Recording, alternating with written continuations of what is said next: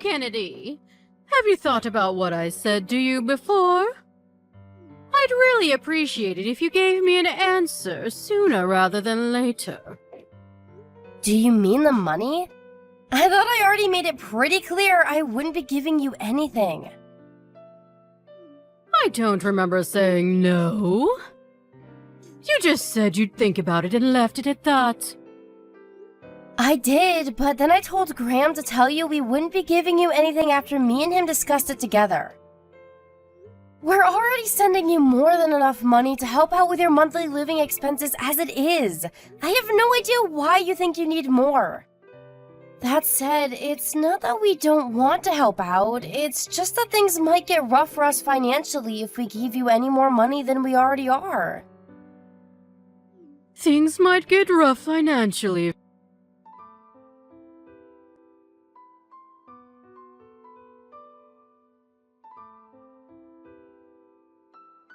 But your monthly wage, that is.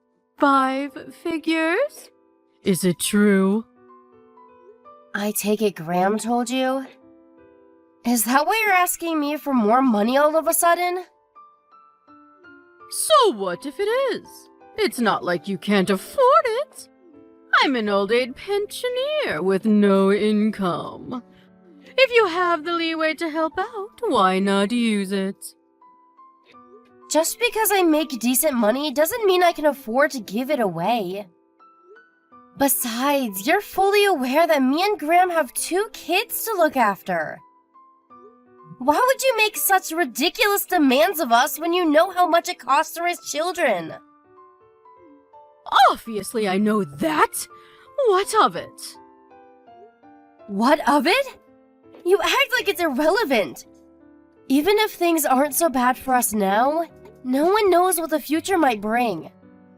It's no secret the economy's in the gutter, and it'd be irresponsible of us to not have some money put aside in a savings account for the event of an emergency. We seriously don't have as much leeway as you seem to think we do. You're not the only one bringing in money. My son works too.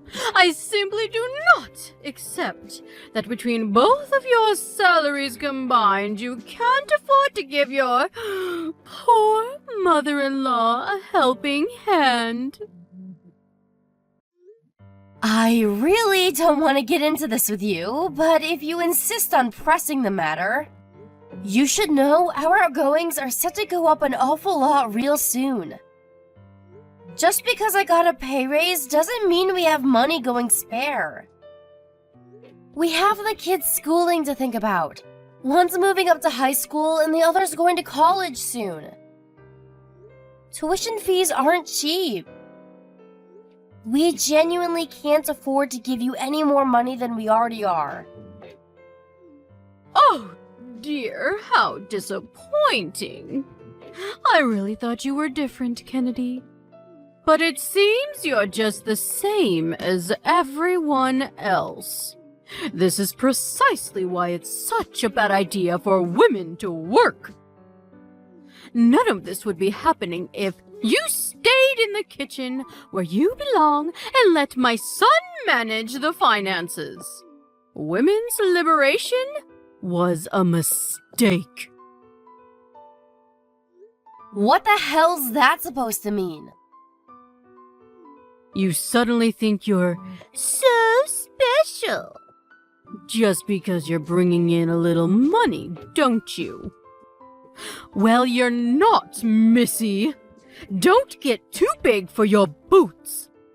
Back in my day, arrogant women like you, who didn't know their place, got promptly put back in it. I'm really not trying to be arrogant. I may only be your mother-in-law, but that still makes me your mother.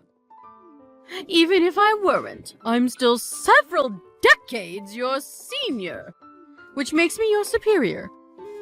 In spite of that, you don't show me the proper respect, and don't you think you are being rude? What does what you're asking me to do have to do with respect? even if you are my superior. Financial decisions of the kind you're asking me to make aren't something to be taken lightly. My answer would be the same if you were the Queen of England. There you go again with your far-fetched, nonsensical arguments. You might think you sound clever, but all you're really doing is exposing your own selfishness. If this is your attitude with me, I shudder to imagine how you must treat my poor son. Does he even love you anymore? I can assure you, you don't need to worry about us. Would you mind just focusing on your own affairs? Things between me and Graham are great. Are they really? I wonder. I seriously doubt it. By the way, don't think I don't know that you made my son start doing housework lately. I didn't make him do anything. He volunteered because my work hours went up. I still do what I can when I can. Graham understands my situation and we work together as a team. It's easy enough to say that, but I wonder, what's the reality on the ground like? The sassy attitude you're giving me right now is simply unacceptable. As a wife, as a daughter-in-law, unacceptable. You clearly don't know your place in this family if you think this is any way to speak to me. I'm sorry if you feel like I've been rude to you. That was never my intention. I'll be more careful from now on. More empty promises. This is why it was a mistake for women to leave the kitchen. I'm sick of hearing your empty promises. How about you put your money where your mouth is and quit your job? I really can't afford to do that. Well, no one ever asked me about this, and I don't consent. How can my poor son possibly be happy under this arrangement? There's not a man on the planet who could feel like a real man with his wife out earning him. You've neutered the poor boy. Bertha, please. How many times do I have to tell you? We're both fine with it. Forgive me, but if that's everything, I have things to do. I need to prepare dinner for later and get ready for work.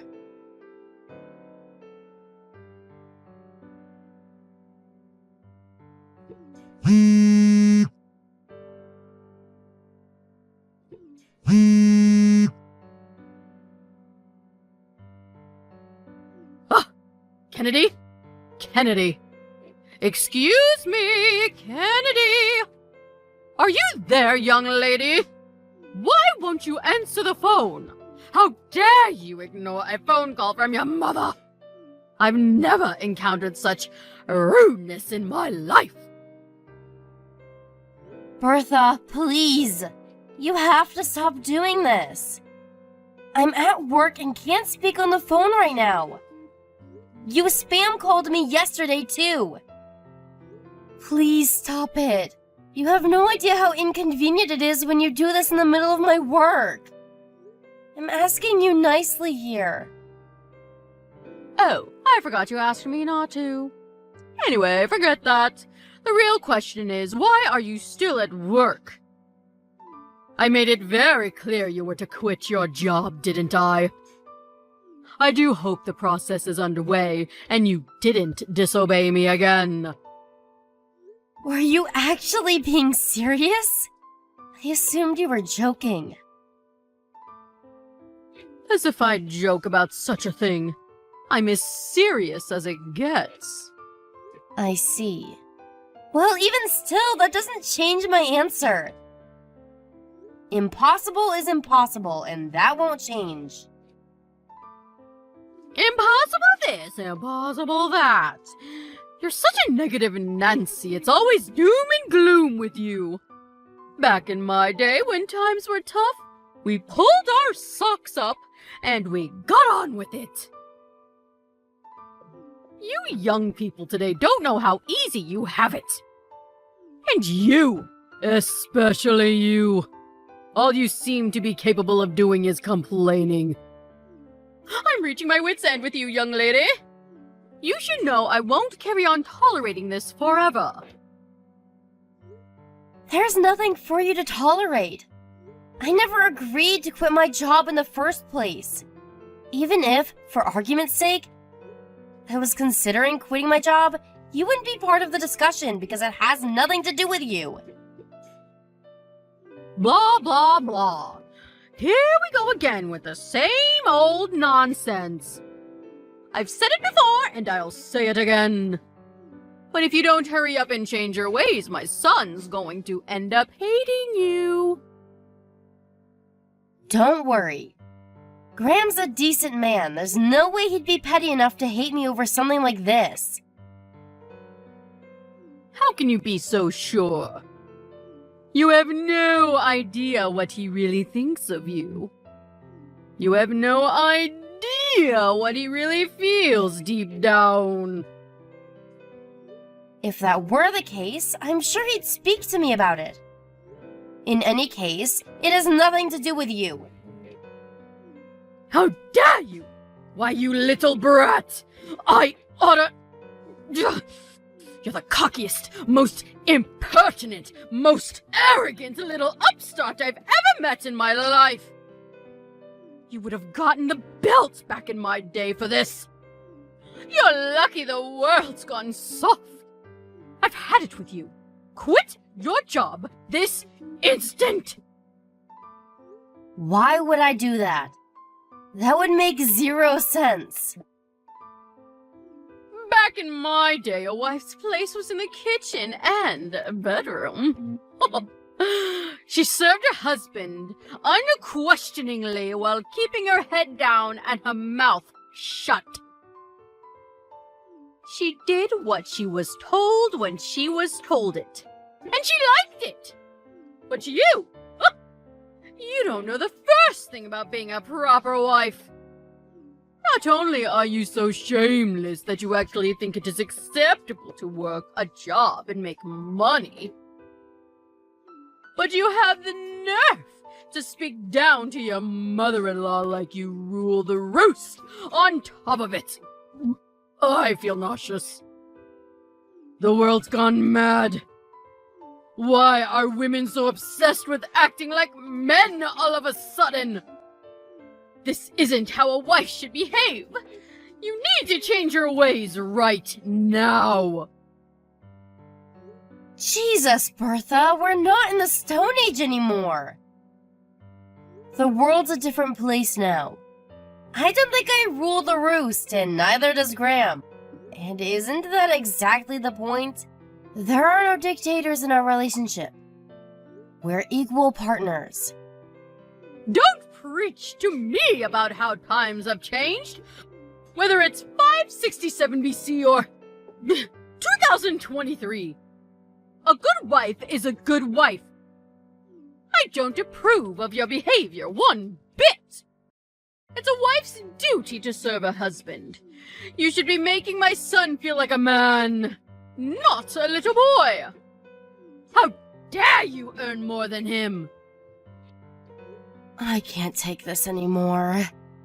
This is pointless. I'm going back to work. Oh, no you don't! I'm not done with you, young lady. You're not the one who decides when this conversation ends. If you're so upset, you should be talking to my husband, not me. If it turns out he agrees with you, maybe then I'll consider what you're saying. Until that time comes, we're done here. You mean you're done taking responsibility for your behavior? All you're doing is burying your head in the sand because you can't bear to consider you might actually be wrong. Go on. Escape, you coward. I'm not escaping from anything. I just see zero point in talking to you any further. If you want to kick up a fuss, do it on your own somewhere out of sight where you can't bother me. I suggest you think very carefully about how you proceed from here. Because if you don't change your ways, you'll regret it. I assure you of that. And when you do, don't come crawling back to me. Because I won't hear a word of it. I can assure you I won't regret a thing. Have you realized what an idiot you've been yet? Well, I said it before, and I'll say it again. Don't come crawling back to me. It's too late to apologize now. You had your chance. What do you want this time, Bertha? Nothing's changed, you know. I still don't want to talk to you. Ugh! You're the least feminine woman I've ever encountered. You may as well have a beard. My poor son. You think you're so clever? Well, mark my words. You're in for a rude wake-up call very, very soon. Really? Good for you. So was that all you wanted, or are we done here? Since you're so dead set on disobeying my orders and staying at that damn job of yours, I called your company and told them to fire you instead. Not long now. It's almost over for you! Now that you mention it, I did just hear something about that. So it was you, was it? Well, prepare yourself, cause you're about to get arrested. My condolences. What are you talking about? All I did was tell them to fire my arrogant daughter-in-law. What's wrong with that? It's certainly not an arrestable offense. That's the most laughable thing I've ever heard. What's wrong with it? Everything. But you're right. That alone isn't an arrestable offense. Duh. We know that, Captain Obvious. You still tried to scare me with it, though. The fact you think I'd be afraid of something so pathetic is hilarious. I'm cracking up here. You should really let me finish. I said that alone isn't an arrestable offense. What's that supposed to mean? Sure, you wouldn't get arrested for one poxy phone call to my company. But that's not all you did, is it? Something tells me there was more. Are you going somewhere with this? Stop beating around the bush! If you're gonna say something, hurry up and spit it out. For example, you wouldn't have happened to, I don't know, gone around bad-mouthing me to anyone else, would you? Friends, acquaintances, neighbors, anyone like that? You know, spewing your usual hatred about me to as many people as humanly possible. No, I did no such thing. But even if I did, what's the problem? I'd be well within my rights. You really didn't, huh? You know it's wrong to tell lies, Bertha. Shut your insolent mouth! I just told you I didn't! You didn't answer my question! What would be the problem if I did? Lord knows you deserve to be bad-mouthed. Ugh! Just hurry up and tell me already! If you really didn't do it, there's no point in telling you. I mean, why would I if it has nothing to do with you? Wait a sec. If you're so desperate to find out, does that mean you did after all? How many times do I have to tell you? No, I did no such thing! But Well, you've piqued my curiosity. There's no harm in telling me, is there? Just think of it as idle gossip between your mother and daughter. You seem so desperate to tell me that I'm willing to hear you out. Ugh. Enough already, just tell me. Well, if you put it that way, and this is only hypothetical, but if, for example, it was found out that someone had been going around spreading malicious rumors about me, they'd be arrested for slander. Slander? For a harmless little rumor? Hardly a big deal. Why the need to kick up such a fuss? Harmless? That's debatable. If the person who heard the rumor thought badly of me as a result, it wouldn't be harmless, would it?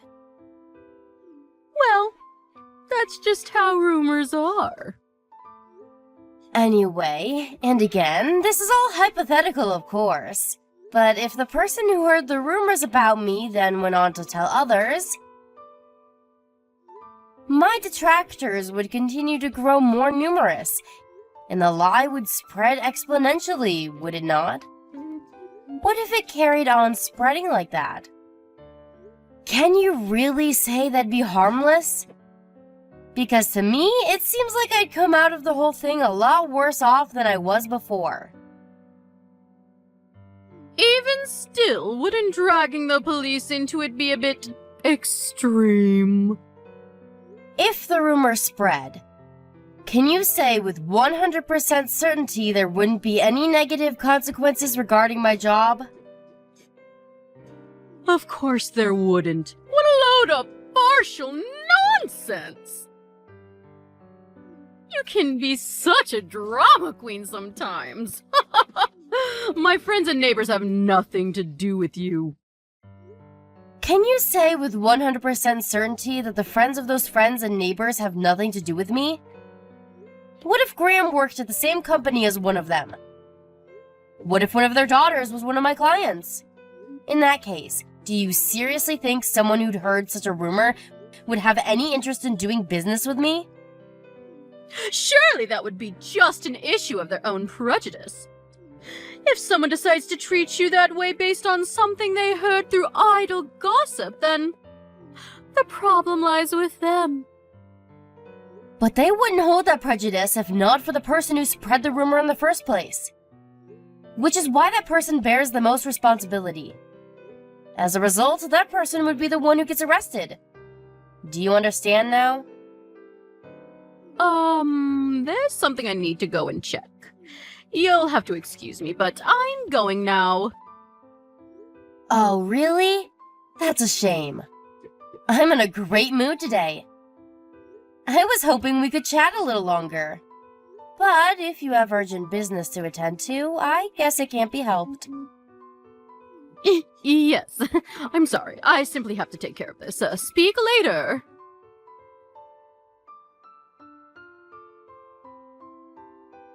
Hi there, Kennedy. Is it your day off work today? Do you have some time to... Sure, it's my day off. I guess. Why? What's wrong? Well, you know how you were saying about me getting arrested a few days ago? I was just wondering what the status on all that is.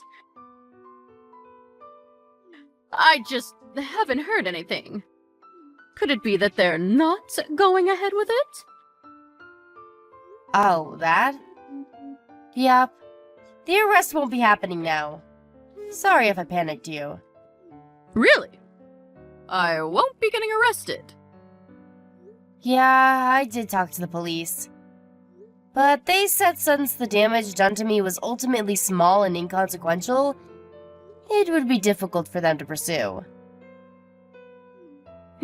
I knew it! I told you! I knew you were exaggerating to try to intimidate me. There's no way I was ever going to get arrested over something so trifling! Sorry for the inconvenience. I let an insufficient understanding of the law go to my head and talk down to you very self-importantly.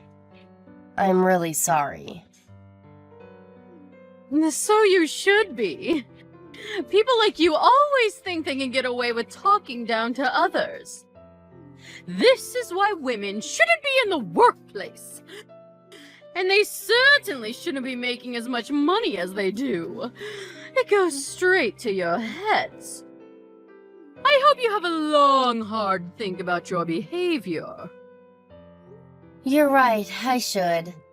This whole thing has been super embarrassing. I feel so silly. But there is one more thing. Since you're not getting arrested, I decided to take you to court instead. Me and Graham will be paying you a visit real soon. Huh? You're taking me to court? You are taking me to court? Yeah. Well, to be precise, me and Graham are taking you to court. You might not be getting arrested, but you absolutely will be paying me compensation. So, make sure you save up diligently for the payout you're gonna owe me after the trial. No. No, this is not happening. Just hold your horses, young lady. How can you do this? Didn't the police tell you to give up? They just told me it'd be difficult to pursue criminal charges against you. That doesn't mean I can't file it as a civil matter. Even still, who takes their own mother-in-law to court? What's wrong with you? We're family! And my son! What the hell has gotten into that boy?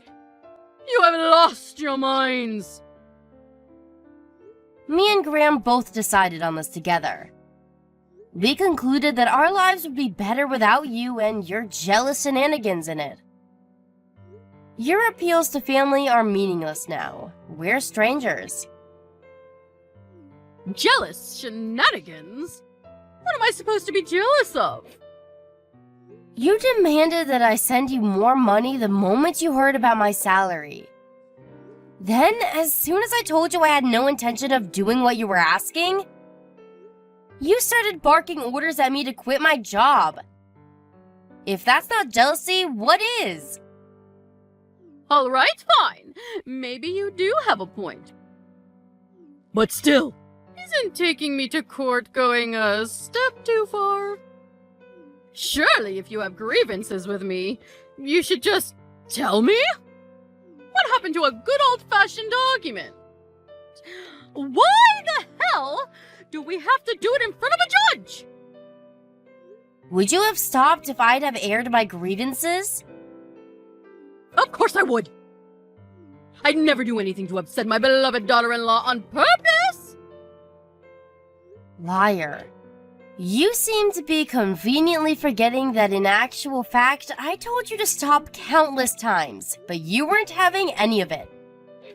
You left me no choice but to take legal action. Sadly, this is the only language you seem to understand. I apologize for everything. I'm sorry. Please, can we just stop with all this talk of court? You really think begging and pleading with me is gonna work after all this time? Please! What are my friends and neighbors going to think if they hear my own son and daughter-in-law are taking me to court? My reputation in this town will be dragged through the gutter. I'll be finished. How am I supposed to live like that? I could have very easily met the same fate as a result of your malicious rumors. You didn't care about that when you were spreading them, so why should I care now? You don't have a leg to stand on. What goes around comes around, Bertha. How could you be so horrible? Do you take pleasure in trying to paint this frail old woman as a villain? Don't you feel sorry for me? You're only a frail old woman when it suits you.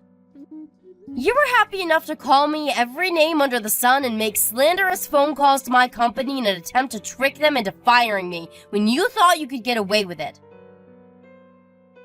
You didn't seem particularly frail back then.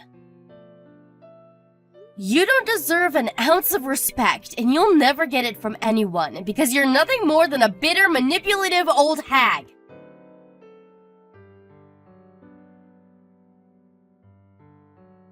We won the court case against my mother-in-law without a hitch. The hateful rumors she'd gone around spreading about me were so numerous and appalling that gathering enough evidence to bang her to rights was a walk in the park. Thanks for making it easy, Bertha. Between that and the slanderous phone calls about me she made to my company, which was of course recorded, you could say our victory was a foregone conclusion. The amount of compensation she was ordered to give us wasn't particularly huge, but when word that her own son and daughter-in-law had taken her to court for slander got out, the trial bore fruits aplenty. The effects on her life were disastrous.